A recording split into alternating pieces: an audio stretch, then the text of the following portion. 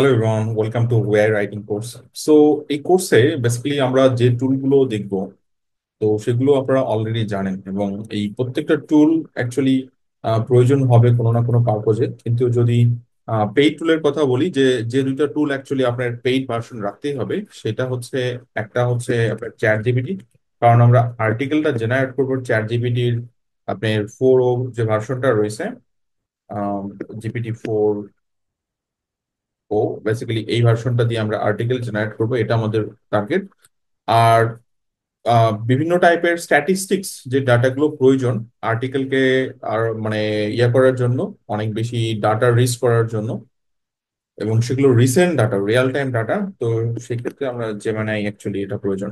এছাড়া মার্কেটে অনেক ধরনের টুল আছে, আপনি ডিপসিক ইউজ করতে পারেন, আপনি চ্যাট জিপিটি তো ইউজ করবেনই, দেন ক্লডি ইউজ করতে পারেন, কোনো ইস্যু নাই। ক্লডি নিয়ে আমরা অনেক রিসার্চ করব। এছাড়া পারপ্লেক্সিটি ইউজ করতে পারেন রিসার্চের জন্য, অনেক ভালো টুল। দেন বর্তমানে গ্রোক, এটাও অনেক ভালো, এক্সের অর্থাৎ টুইটার কোম্পানির। এছাড়া জেমিনাই, যেটা অ্যাকচুয়ালি আমরা বলছিলাম হচ্ছে ইয়ার জন্য আমরা ব্যবহার করবো, অর্থাৎ পেইড ভার্সন। পেইড ভার্সন কিসের জন্য? আপনার ডাটা অ্যানালিসিসের জন্য, আর চ্যাট জিপিটি আর্টিকেল জেনারেটের জন্য, রাইট?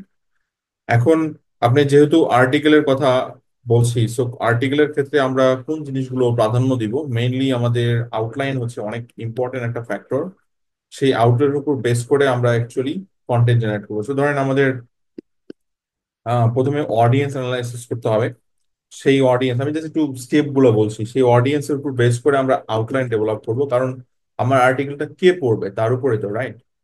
দেন সেই আউটলাইনের উপরে প্রত্যেকটা টপিক ধরে ধরে আমরা প্রম্পট ডেভেলপ করব, এবং সেই প্রম্পটের উপর বেস করে কন্টেন্ট জেনারেট করবো। So ধরেন আমার ডেফিনেটলি টাইটেল একটা ফ্যাক্টর, সো টাইটেল একটা একভাবে আসবে। দেন আমার ইন্ট্রোডাকশন, সেটা এক ধরনের আসবে। ধরেন আপনি যদি কি টেক অ্যাওয়েজ এই সেকশনটা রাখেন আর্টিকেলের মধ্যে, তাহলে এটা এক ধরনের আসবে। সো এতদিন কি হতো, ধরেন আমি যে কোনো একটা এআই টুল ব্যবহার করলাম, আমি ফুল আর্টিকেলের ফরম্যাটটা সেখান থেকে নামায় নিলাম, দেন আমি সেখান থেকে আর্টিকেলটা জাস্ট একটা এআই ডিটেকশন টুল দিয়ে চেক করে আপলোড করলাম। ব্যাপারটা এই ফরম্যাটে আর নাই, মানে যে চেঞ্জেসটা আসতেছে আপনি যদি দেখেন গত 1 বছরে মিনিমাম 8 থেকে 10টা আপডেট কিন্তু গেছে, এবং সেগুলো মানে mainly content update. So content update মানে এআই কন্টেন্টকে রেস্ট্রিক্ট করার জন্য।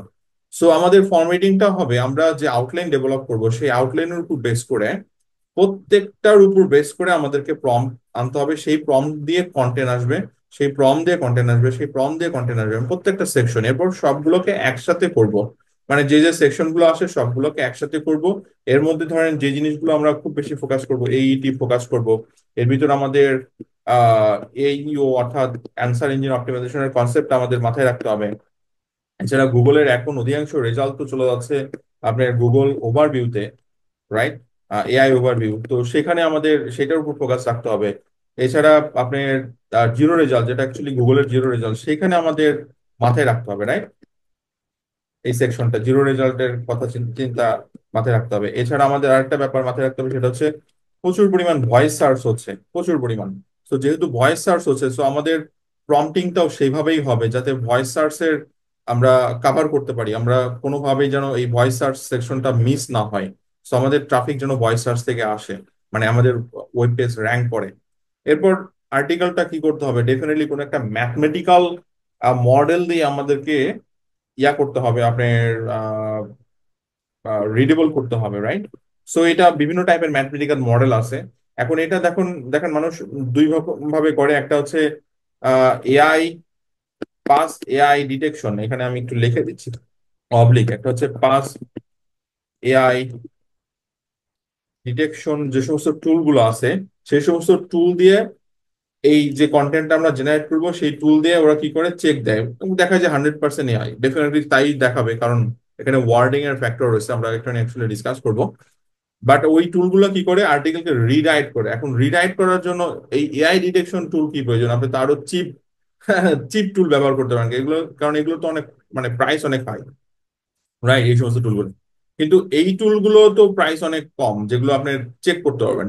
কিন্তু এগুলো বাইপাস কিভাবে করে? এই বাইপাস করার জন্য অ্যাকচুয়ালি আমরা ম্যাথমেটিক্যাল বিভিন্ন মডেল দেখবো, যেগুলো আপনি এক্সিস্টিং চ্যাট জিপিটি দিয়েই আপনি সলভ করতে পারবেন। ওকে, এজিবি ম্যাথমেটিক্যাল মডেল দিয়ে অ্যাকচুয়ালি সলভ করতে পারবেন ইজিলি। এগুলোকে 100% রিডেবল করবেন এবং বাইপাস মানে এআই ডিটেকশন এই টুলে অ্যাকচুয়ালি শো করবে না। বাট কিছু টুলে শো করবে, কারণ এগুলো পেইড টুল। এগুলো তো ধরেন কেউ ধোয়া তুলসী পাতা না, এরা সবাই পেইড টুল মার্কেটে ব্যবসা করার জন্য আসছে। সো আপনার কন্টেন্টকে এরা অ্যাকচুয়ালি এই হিসাবে সেট করবে।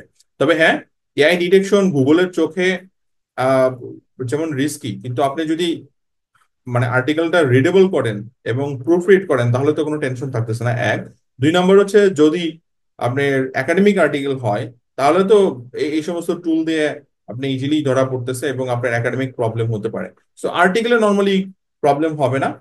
প্রবলেম হবে না কি জন্য? কারণ আপনি এই যে ফরম্যাট গুলো এখানে দেখবেন সবগুলো হচ্ছে সলিড এবং প্রুভেন মেথড।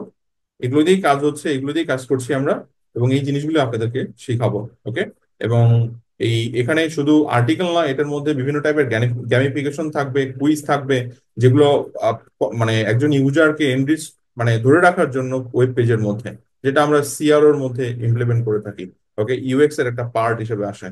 তো আশা করি এইখান থেকে অনেক কিছু শিখতে পারবেন। এবং আহ, অবশ্যই পুরো কোর্সটা স্টেপ বাই স্টেপ দেখবেন, কোনো কিছু যেন মিস না হয়।